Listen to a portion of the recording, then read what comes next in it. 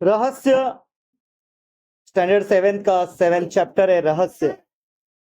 काफी interesting chapter है। तो ये चैप्टर किस रहस्य को उजागर करता है ये देखेंगे हम। शुरुआत करते हैं चैप्टर की। अंधेरी रात थी, चारों ओर सन्नाटा था, हाथ फैलाए न सूझता था। मतलब इतना घना अंधेरा है कि कुछ भी दिखाई नहीं देता है। कभी कभी कुत्तों के भौंकने की आवाज सुनाई पड़ती है। आधी रात बीत चुकी थी। मामा जी के घर से कुछ दूरी पर सामने हवेली थी। मामा जी के घर से कुछ दूरी पर क्या है? वहां पर हवेली है। और वो जो राज है, वो रहस्य जो है, वो मिस्ट्री जो है, वो हवेली का ही रहस्य है। आगे आपको कहानी में पता चलेगा क्या है वो हवेली का रहस्य। सब जगह अंधेरा है, लेकिन हवेली में क्या था? वहां पर उजाला था। हवेली में उजाला था। आर्यन खेतों को सरपट पार करता हुआ उस और अकेले बढ़ रहा था। आर्यन बड़ा बहादुर लड़का है। वो खेतों को पार करते हुए उस हवेली की ओर बढ़ रहा है।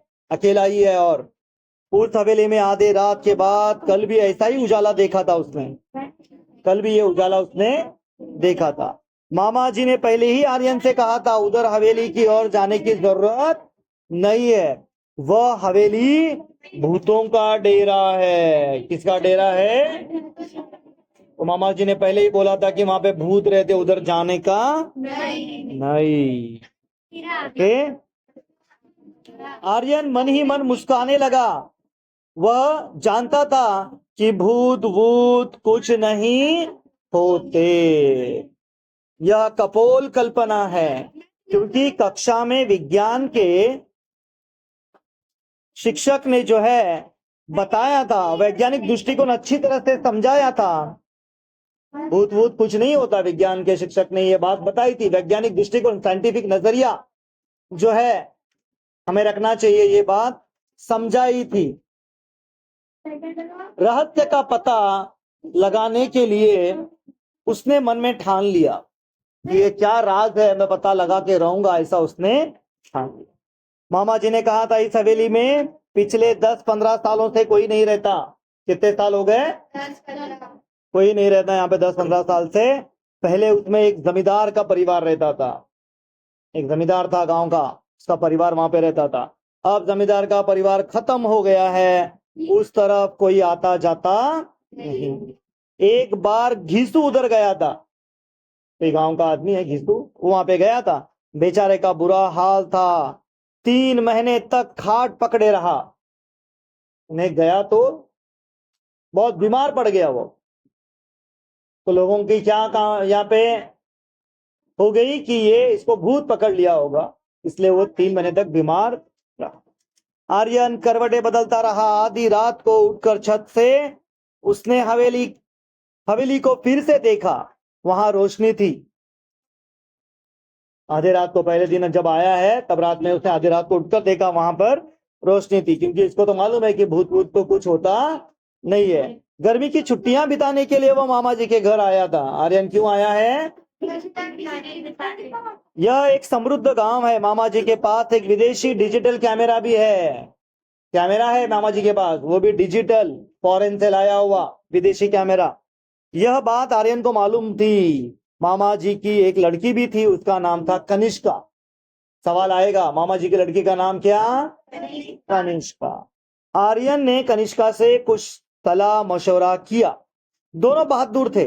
अगला कदम उठाने के लिए उन्होंने कमर कस ली। अगली सुबह उसने मामा जी से कैमरा मांग लिया। मामा जी को साथ बैठाकर मामा जी का फोटो लिया। फिर मामा मामी और कनिष्का के भी फोटो खींचे। तो सबके फोटो लेने लगा। एक्चुअल में उसको चाहिए था कैमरा, तो वो इस बहाने से जो है कैमरा लेने की कोशिश कर रहा है।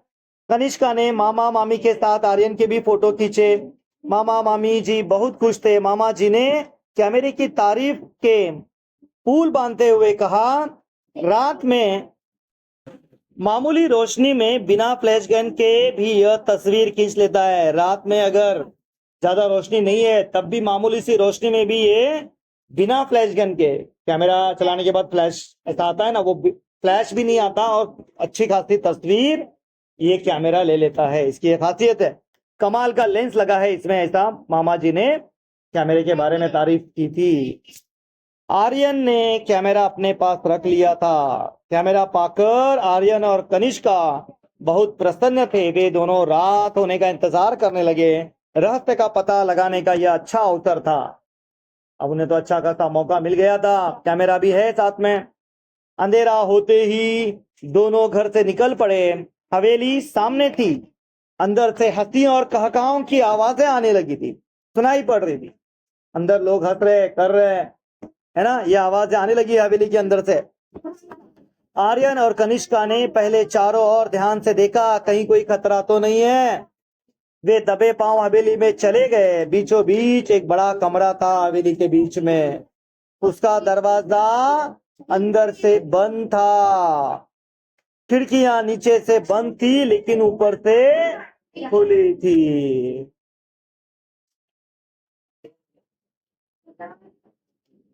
बड़ी सावधानी से आर्यन ने अंदर झांक कर देखा।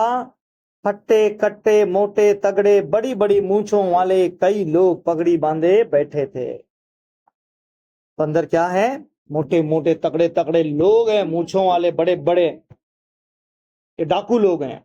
उनके साथ कमीज और पैंट पहने हुए भी कुछ लोग थे।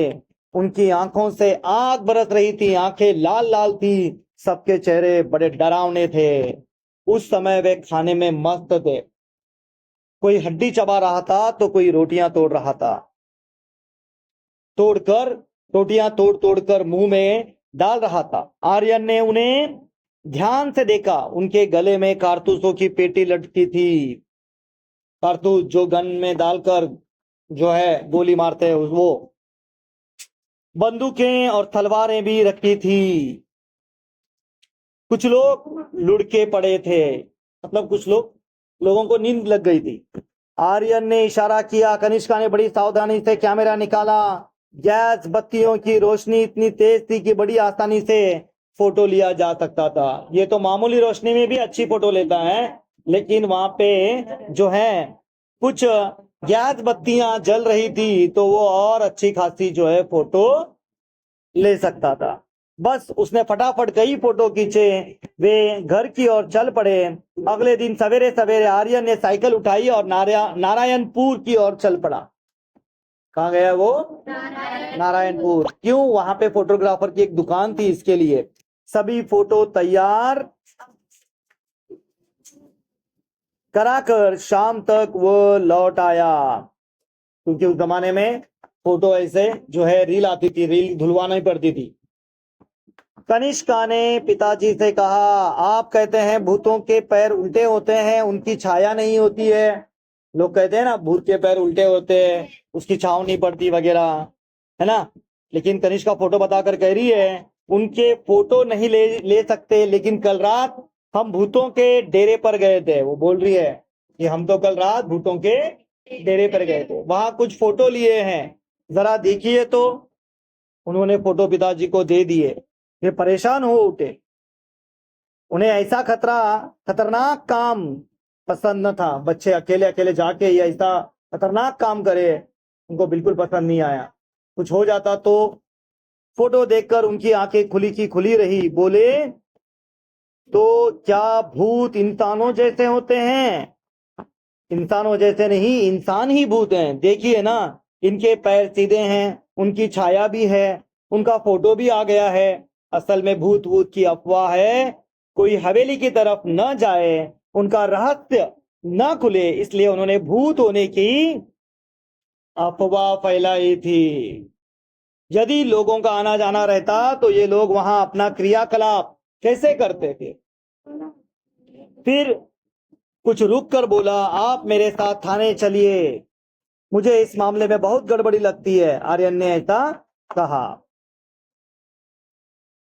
थानेदार ने फोटो देखते ही कहा, इन डाकुओं के गिरोह ने कई वर्षों से बहुत ही उत्पात मचा रखा है। डकैती, राहजनी इनका पेशा है। कई वर्षों से इनकी तलाश की जा रही है। इनको पकड़ने के लिए पुलिस ने अपना खून पसीना एक कर दिया था। शाबाश, तुम दोनों ने बहुत ही बहादुरी का काम किया है। कहाँ है ये? तो आर्यन कहता है आप तैयारी कीजिए, ठिकाना मैं बताता हूं। उस रात भूतों के डेरे पर पुलिस ने छापा मारा, दोनों ओर से गोलियां चली। सवेरा होते होते डाकुओं ने हथियार डाल दिए, उनके कुछ साथी मारे गए और कुछ पकड़े गए। गांव वालों ने हवेली में बसे भूतों को देखा तो चकित रह गए, सभी डाकुओं के आतंक से मुक्त हो गए। जिला कलेक्टर ने आर्यन और कनिष्का की बहादुरी के कारण उनके नाम राष्ट्रपति कार्यालय को भिजवा दिए। राष्ट्रपति जो है बहादुरी के लिए इनाम देते हैं, वीर पदक देते हैं।